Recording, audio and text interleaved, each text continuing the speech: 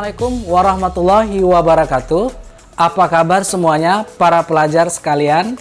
Jumpa lagi bersama saya Pak Taufik dalam materi Sejarah Indonesia. Kali ini kita akan membahas materi sejarah Indonesia mengenai Islam dan jaringan perdagangan antar pulau. Berbicara mengenai jaringan perkembangan Islam di Nusantara, tidak terlepas dari aspek mobilitas sosial.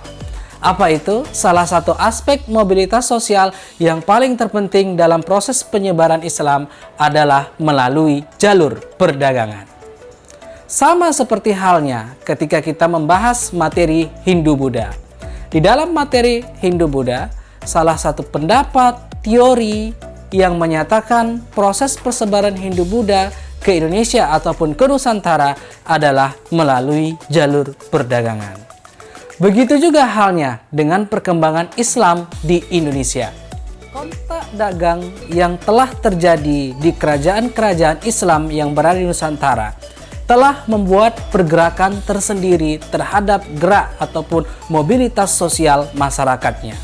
Mengapa demikian? Kita mengetahui perdagangan merupakan salah satu sektor kehidupan yang sangat dinamis, mengingat perekonomian juga digerakkan oleh perdagangan.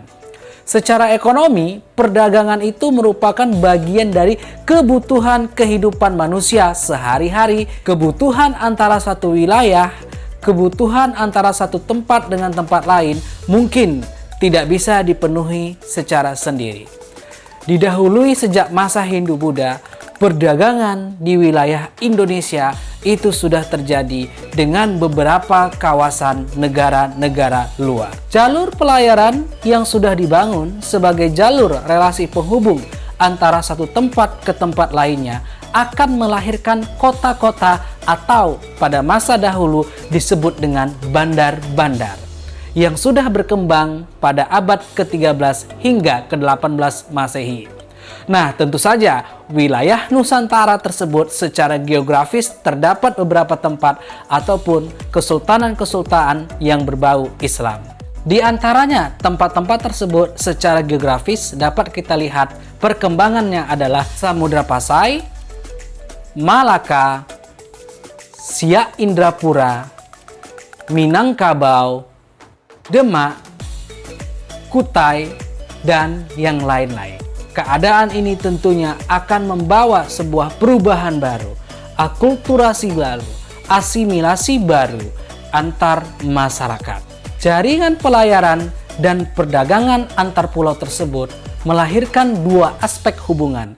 Yang pertama, aspek hubungan regional, dan yang kedua, aspek hubungan internasional. Berbicara mengenai aspek regional, kita mengetahui Indonesia yang saat ini dahulu tentunya berdiri menjadi beberapa buah kerajaan. Dari masa Hindu-Buddha hingga masuk ke masa Islam yang disebut masa kesultanan. Nah, yang mana kerajaan-kerajaan atau kesultanan-kesultanan itu sebenarnya sama berdiri menjadi sebuah negara. Sementara dalam aspek internasional, lebih kepada hubungan antara kerajaan-kerajaan ataupun kesultanan-kesultanan Nusantara yang berada dari luar. Misalnya dari India, Tiongkok, dan lain sebagainya.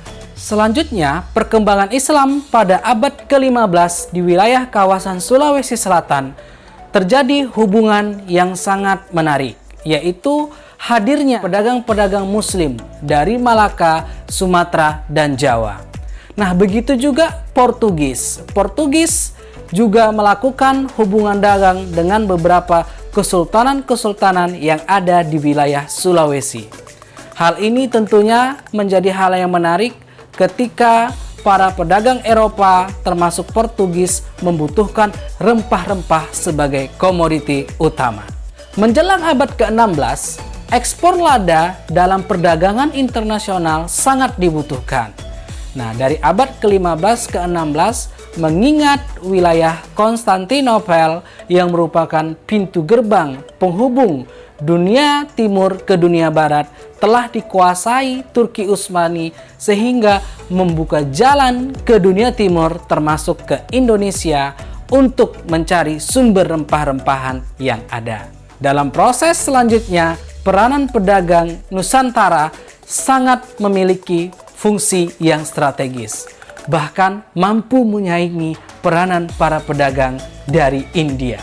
Dalam perkembangan sejarah sosial berikutnya adalah dalam proses perdagangan terjalin hubungan yang erat antara sesama etnis dari masing-masing kerajaan.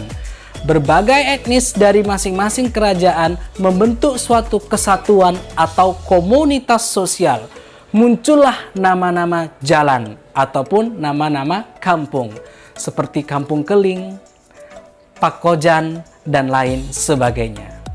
Dinamika perkembangan Islam yang memiliki jalur lintas perdagangan membuat suatu jaringan-jaringan dan pola relasi baru. Wajah Indonesia saat ini tidak terlepas dari dinamika aspek sejarah masa lalunya. Salah satunya dinamika perkembangan Islam di Nusantara. Baik, para pelajar sekalian, bagaimana menurut pendapatmu terhadap materi ini? Nah, berikan kesimpulan umummu, tanggapan umummu di kolom komentar di bawah video ini. Semoga materi pembelajaran kita hari ini menjadi sesuatu ilmu dan hasanah wawasan yang dapat membimbing kita menuju pemahaman sejarah yang harmonis. Demikian materi kita hari ini. Wassalam.